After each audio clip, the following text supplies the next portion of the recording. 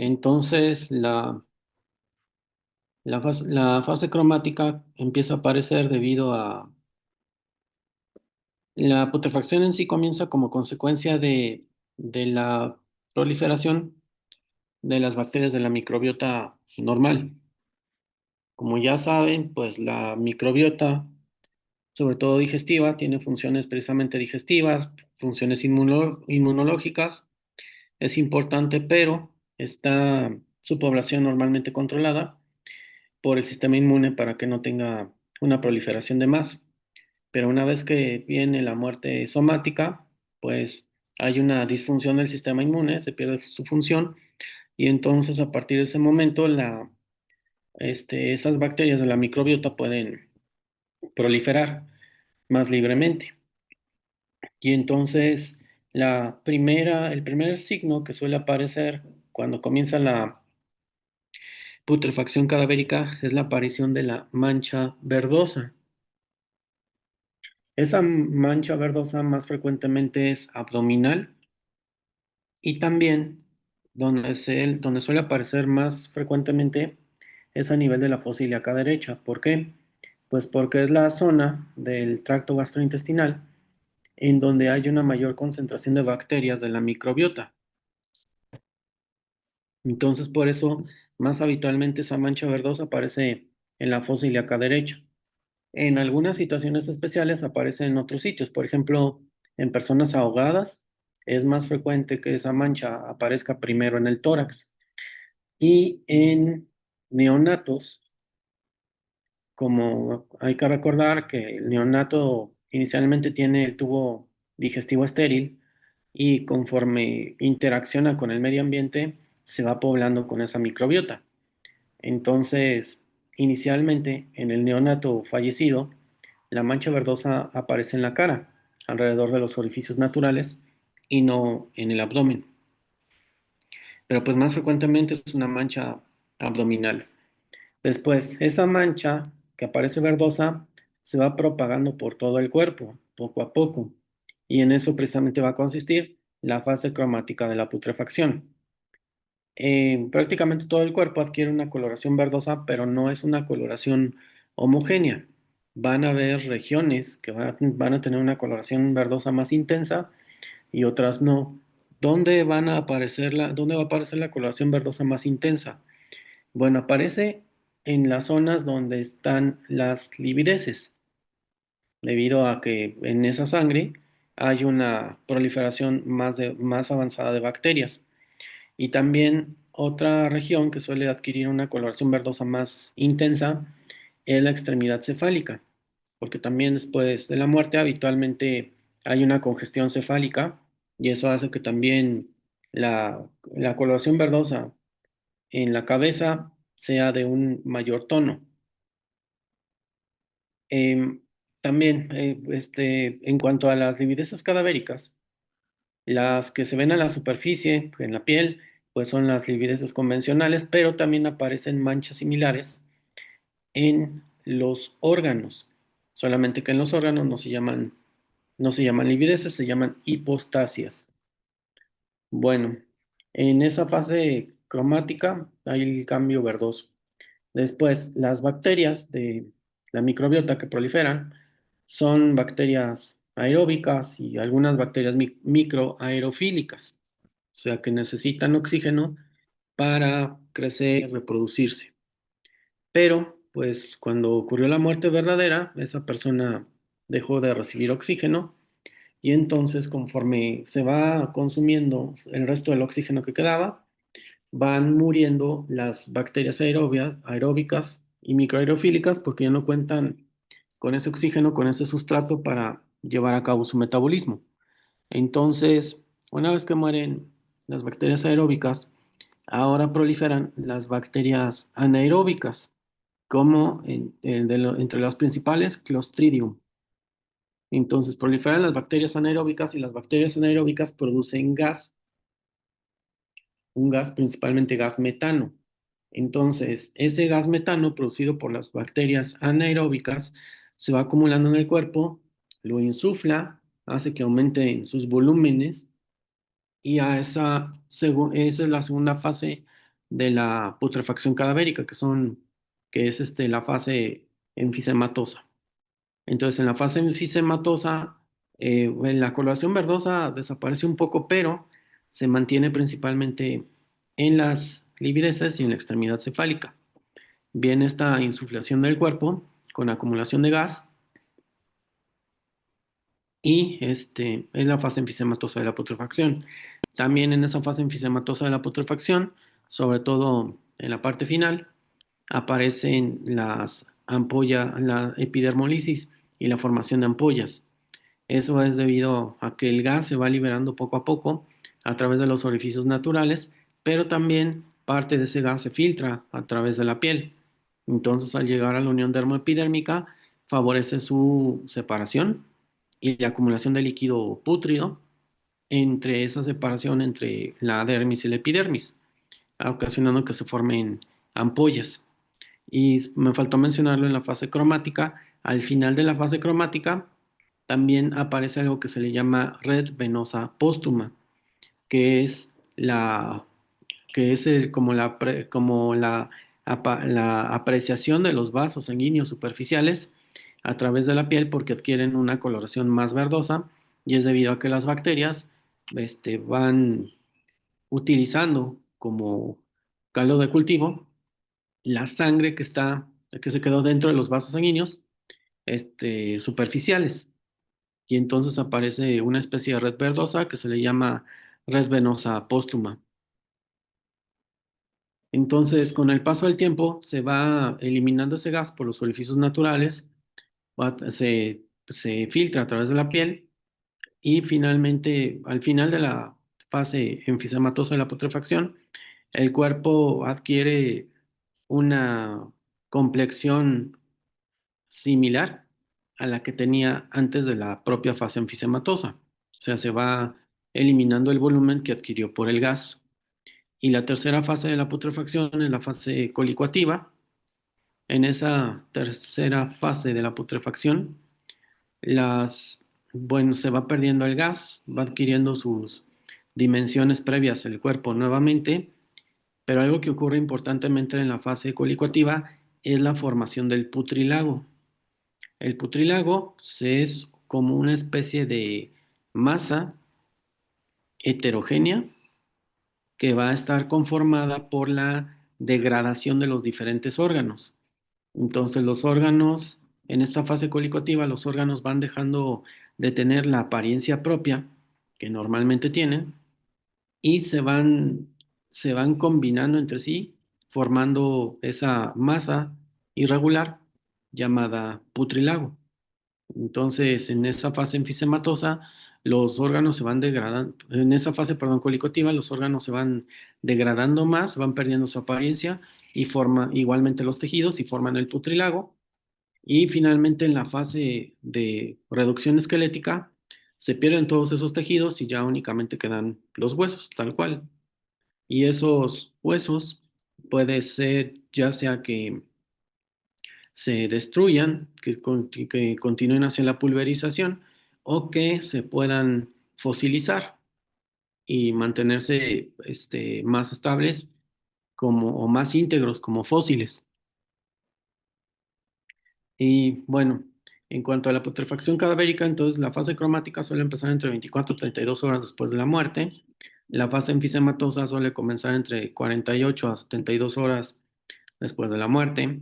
Y ya la fase colicuativa llega a presentarse puede comenzar hasta un mes después, aproximadamente después de la muerte, ya bien establecida. Y la esqueletización puede ser hasta 5 años después de la muerte. O sea, ya las últimas fases de la putrefacción son bastante largas y bastante lentas. Y por otro lado, los fenómenos cadavéricos conservadores ya mencionamos la momificación. La momificación cadavérica es favorecida por varias condiciones diferentes. Se va a presentar sobre todo en cuerpos muy adelgazados, por ejemplo, caquécticos, o también cuerpos en los cuales se presentó una hemorragia externa masiva, en donde el cuerpo perdió casi toda la sangre, pero no que se haya quedado acumulado dentro del cuerpo, como por ejemplo hemoperitoneo o hemotórax, sino que es sangre que salió hacia el exterior. También para la momificación se requiere una temperatura permanente de más de 40 grados centígrados, que el cuerpo esté sobre una superficie muy seca y muy mineralizada, como puede ser arena de un desierto, y tiene que permanecer en esas condiciones por lo menos un año, ya que, por ejemplo, si el cuerpo estaba inicialmente en esas condiciones, a lo mejor 1 o 2 meses, y después se coloca en otro sitio, entonces se detiene la momificación y ahora se continúa con el proceso de la putrefacción.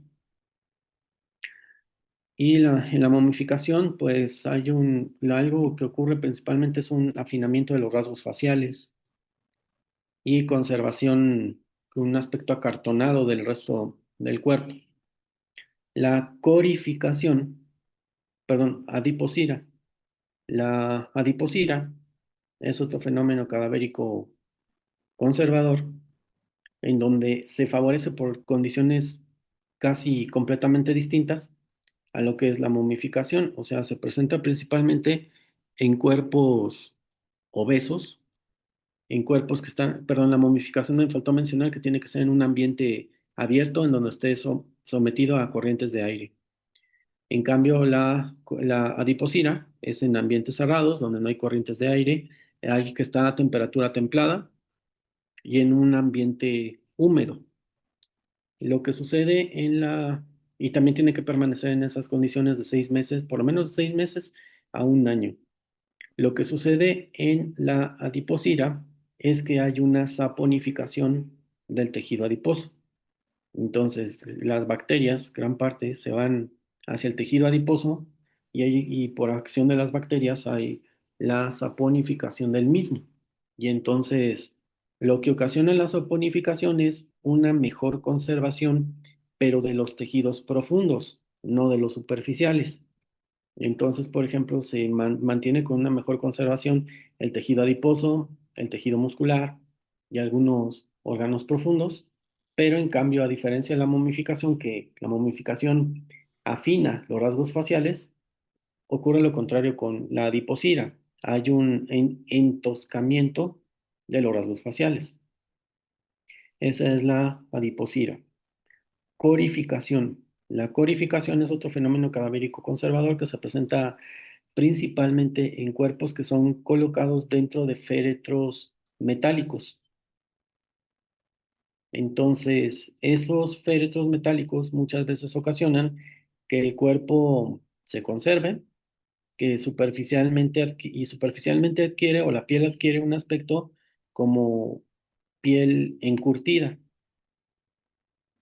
Y también a diferencia de la momificación que genera cuerpos de aspecto seco, desecado, la corificación hace cuerpos de un aspecto húmedo, brillante, como si fuera piel recién curtida, y también favorece que haya un afinamiento de los rasgos faciales en la corificación.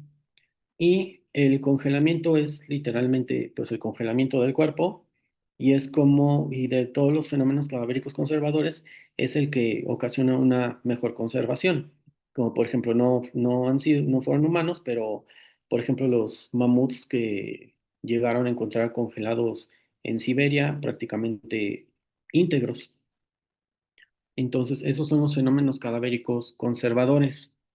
¿Por qué los fenómenos cadavéricos que se presenten en un cuerpo son importantes? Bueno, porque una de las principales conclusiones de las necropsias médico-forenses o médico-legales es el cronotanatodiagnóstico. El cronotanatodiagnóstico es el tiempo aproximado de muerte que tiene ese cuerpo desde que aparentemente murió hasta la realización de la necropsia. Entonces, por ejemplo, en una necropsia médico forense se tiene que establecer el cronotanatodiagnóstico y supongamos que ese cuerpo, de acuerdo a los fenómenos cadavéricos que presenta, tiene un tiempo de muerte de entre 8 a 10 horas al momento de la realización de la necropsia. Entonces, obviamente es información importante porque, por ejemplo, si el Ministerio Público está haciendo la investigación del caso, se trata de un aparente delito, supongamos que algún homicidio. Entonces, en esa investigación, pues obviamente va a establecer testigos, pero también va a establecer presuntos culpables y entonces sospechosos. Y entonces en esa investigación tiene que establecer dónde o qué estaban haciendo esos sospechosos al momento de que aparentemente ocurrió la muerte. Por eso, esta tanatología forense es importante para medicina legal y forense, por esa conclusión. Medicina legal traumatológica. Las alteraciones anatómicas y funcionales causadas por una fuerza exterior que son de interés para la justicia. Aquí es importante una palabra que tiene significado diferente entre medicina y derecho. Por ejemplo, la palabra, ¿qué es la palabra lesión?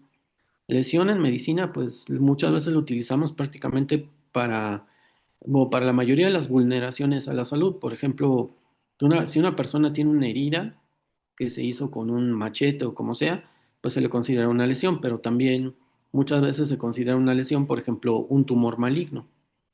¿Cuál es la diferencia? Que uno tiene un origen traumático, un origen violento y el otro no. El otro tiene un origen natural. Y entonces, eso es en cuestiones de medicina. En cambio, en el derecho, la palabra lesión significa toda alteración a la salud que fue ocasionada por una violencia externa. Y por lo tanto, toda lesión es consecuencia de un delito hasta no demostrar lo contrario. Entonces, cuando una persona recibe algún tipo de violencia externa, pues le va a dejar como huellas lesiones.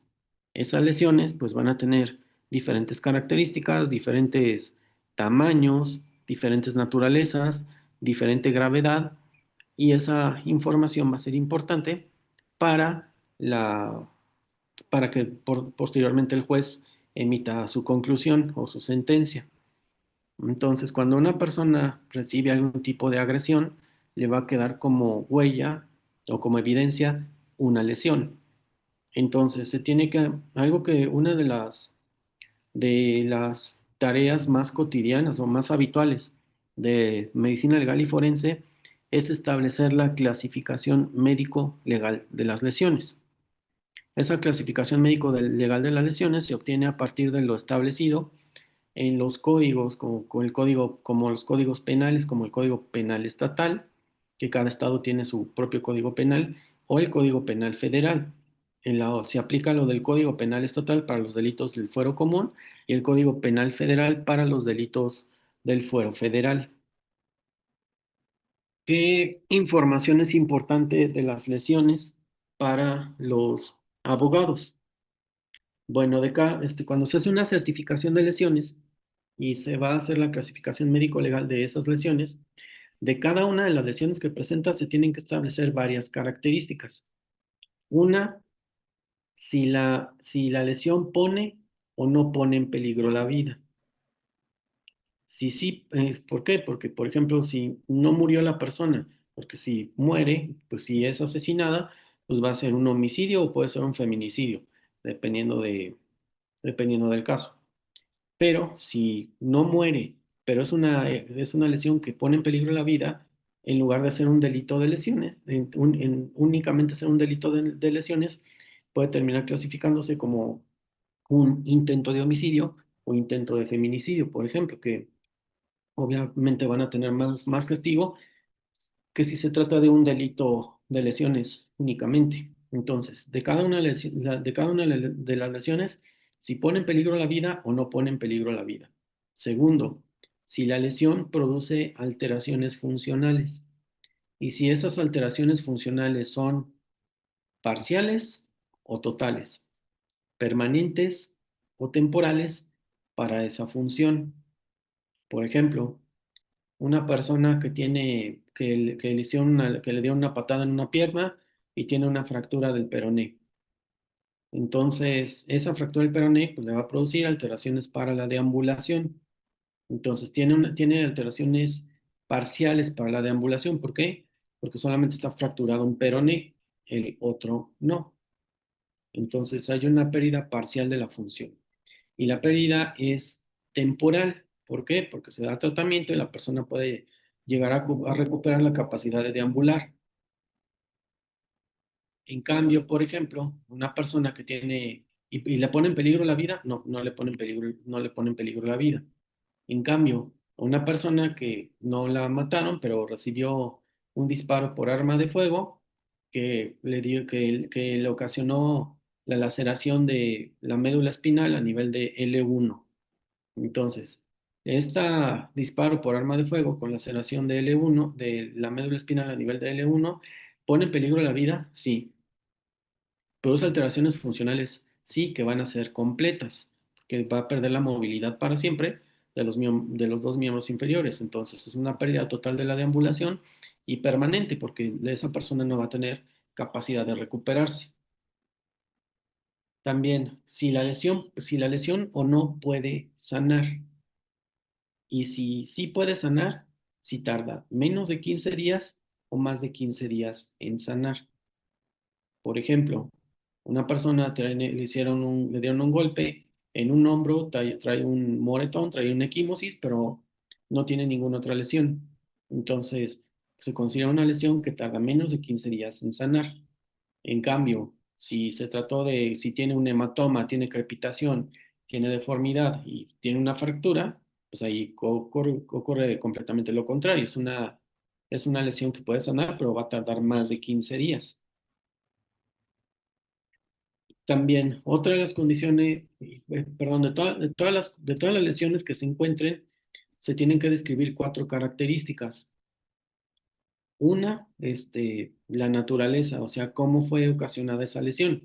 Si es una herida por mecanismo cortante, o una herida por mecanismo punzocortante, o una herida por mecanismo contuso, o es una herida por disparo por arma de fuego, y si ese orificio por disparo por arma de fuego es de entrada o es de salida.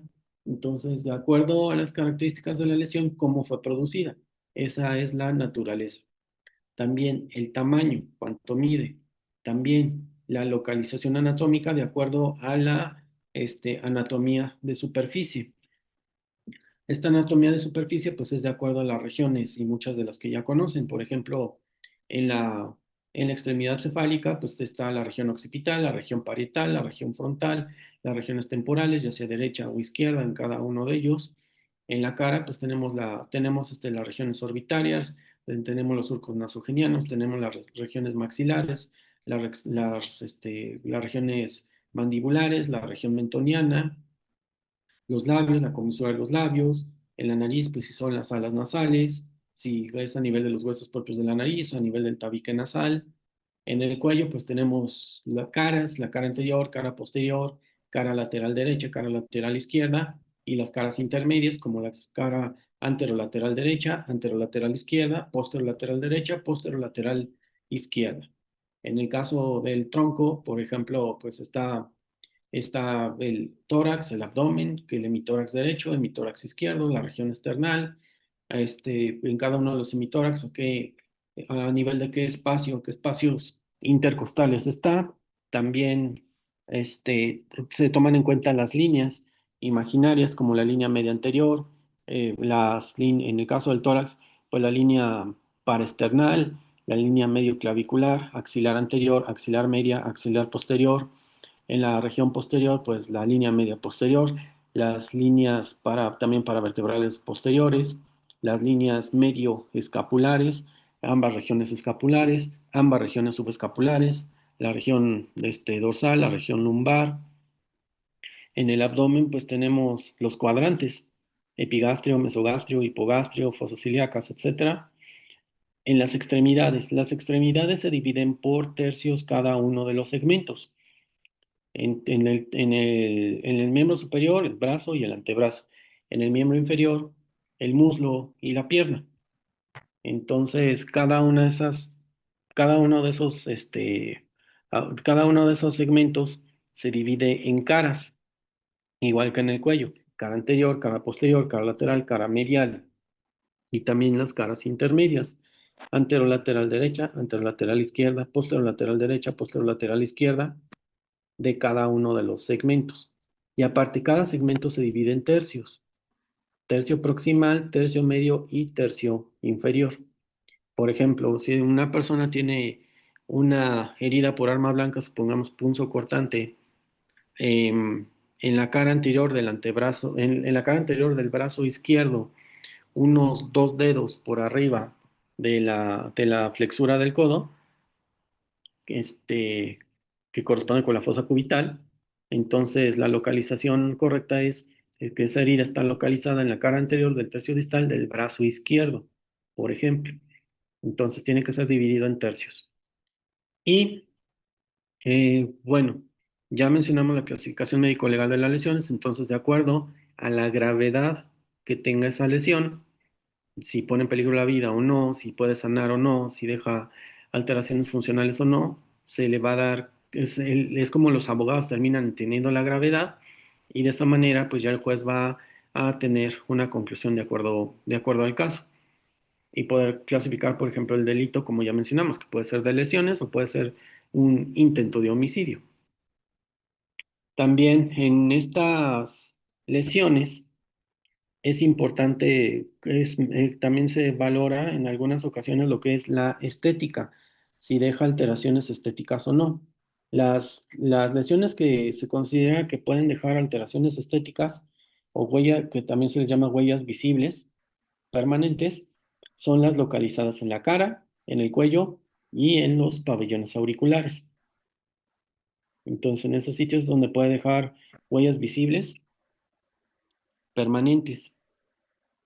También, muchas veces se va a, no muchas veces va a ser suficiente con una sola clasificación médico-legal.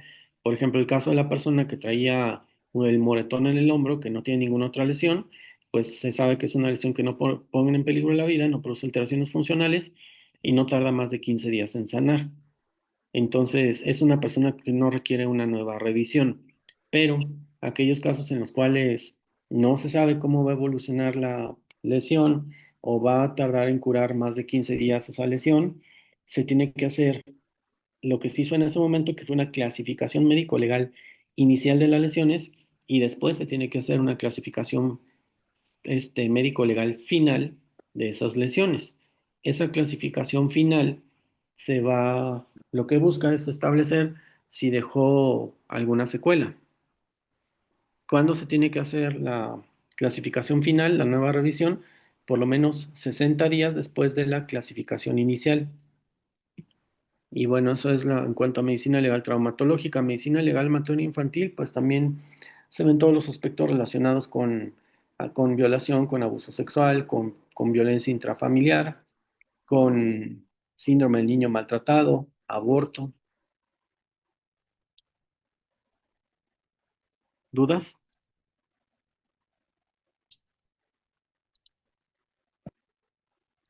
Bueno, No, en cuanto a los no, documentos doctor. médico-legales, entonces son muchos los diferentes tipos de documentos que realiza el médico legista forense. Ya mencionamos el certificado de lesiones. El certificado proctológico se realiza una revisión de la región anorrectal cuando se argumente una aparente penetración por esa región. Certificado andrológico, aquí lo que se hace es una revisión y exploración de los genitales externos masculinos con la finalidad de encontrar lesiones, de encontrar huellas, por ejemplo, o datos de enfermedades de transmisión sexual, para la toma de muestra superficial y posterior búsqueda de células vaginales. Ese es el certificado andrológico. Certificado ginecológico, pues cuando se argumente alguna agresión sexual, ya sea violación o un abuso sexual por la vía vaginal, y aquí pues se tiene que poner a la mujer en posición de litotomía. El certificado de ebriedad. El certificado de ebriedad se realiza en aquellos casos con una presunta intoxicación etílica, por ejemplo, alguien que va manejando o que está aparentemente trabajando en esas condiciones, o alguien que aparentemente encuentran en estado de ebriedad en la vía pública. Entonces, primero se le va a hacer la prueba del alcoholímetro. La prueba del alcoholímetro lo que detecta es únicamente si hubo o no un consumo reciente de alcohol, pero el alcoholímetro todavía no va a ser indicativo de si la persona tiene algún grado de intoxicación. sino entonces únicamente determina si esa persona ha tenido un consumo reciente de alcohol o no. La concentración en la sangre con la cual se hace positivo el alcoholímetro suele ser alrededor de 0,8 gramos por litro de sangre, que es aproximadamente una quinta parte de lo que se considera la dosis letal del alcohol, que es alrededor de 4 gramos por litro. Cuando una persona consume alcohol, el alcohol se absorbe 100% de lo que se toma. Entonces, todo el alcohol que se toma se absorbe. Se absorbe principalmente en el estómago y en el duodeno. Entonces, los alimentos, por ejemplo, lo único que hacen es retardar la absorción del alcohol, pero no disminuye la absorción. Entonces, termina absorbiéndose todo el alcohol que se toma, ya que se absorbe por ósmosis, que la ósmosis pues es un método pasivo que no necesita energía, no necesita coenzimas, no necesita transportadores, sino simplemente es el paso de una sustancia, en este caso el alcohol, de una zona de mayor concentración, que es la luz gastrointestinal, a una zona de menor concentración, que es el espacio intravascular, a través de una barrera semipermeable. Entonces se absorbe ese alcohol. El 95% del alcohol aproximadamente se metaboliza en el hígado y se elimina por la vía renal, pero hay un 5% de ese alcohol que no se metaboliza y ese alcohol que no se metaboliza se elimina por la vía ventilatoria y por eso la persona presenta aliento alcohólico, debido a ese 5% aproximadamente del alcohol que ingirió y que no se metabolizó. Y ese alcohol es el que identifica el alcoholímetro. Entonces, ya una vez que se hace el alcoholímetro y la persona sale positiva, ¿con qué bebidas aproximadamente se positiviza? Es aproximadamente con 3 cervezas o con 2 copas de algún destilado. Entonces, con ese consumo, frecuentemente ya se positiviza el alcoholímetro.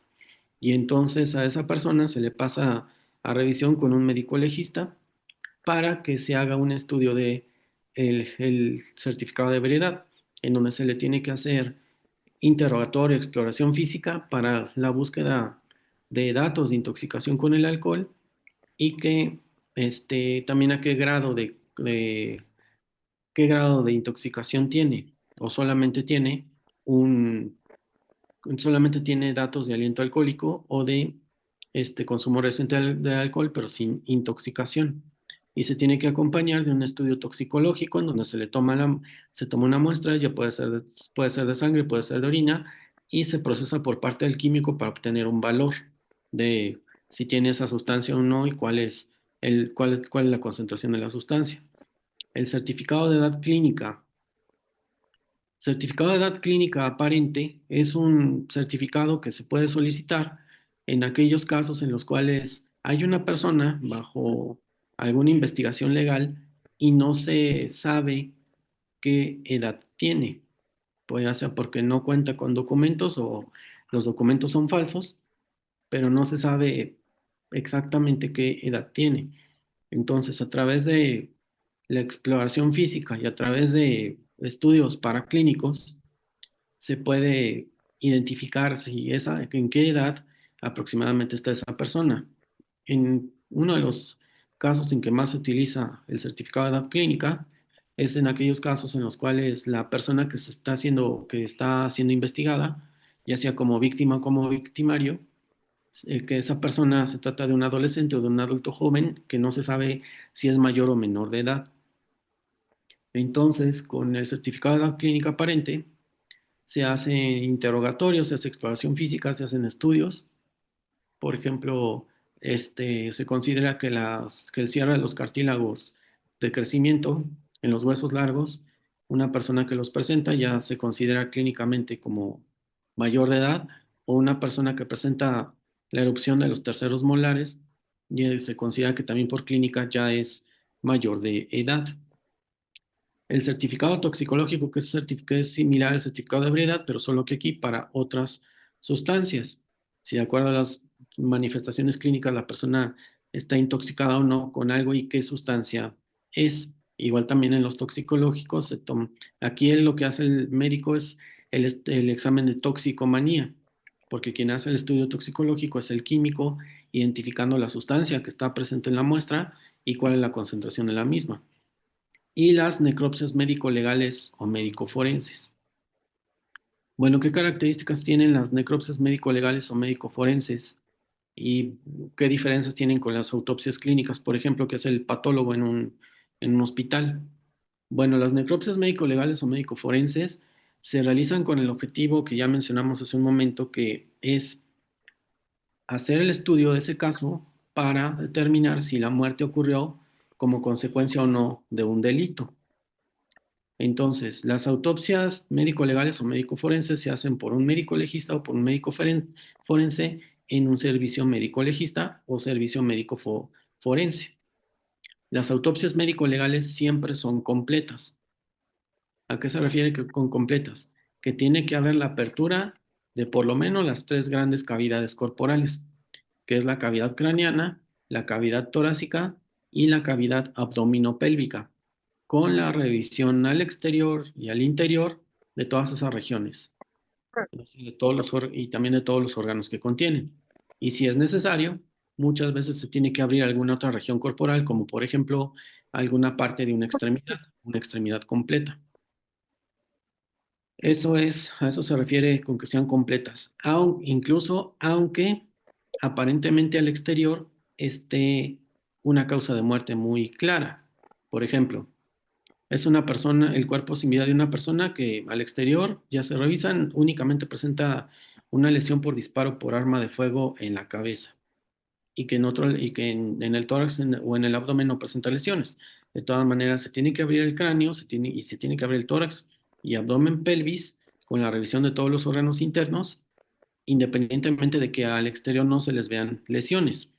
O por ejemplo, si se trata de un caso similar, pero que recibió el disparo en el muslo, probablemente le dio a la femoral y de eso muere, ahí se tiene que abrir el cráneo, tórax, abdomen, pelvis y además, por lo menos, el muslo afectado donde está la lesión.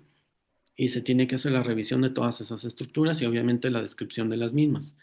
Las necropsias médico-forenses también son de ley, son obligatorias. Cuando son ordenadas por una autoridad judicial, puede ser un ministerio público o un juez, y siempre son obligatorias, aunque los familiares se opongan.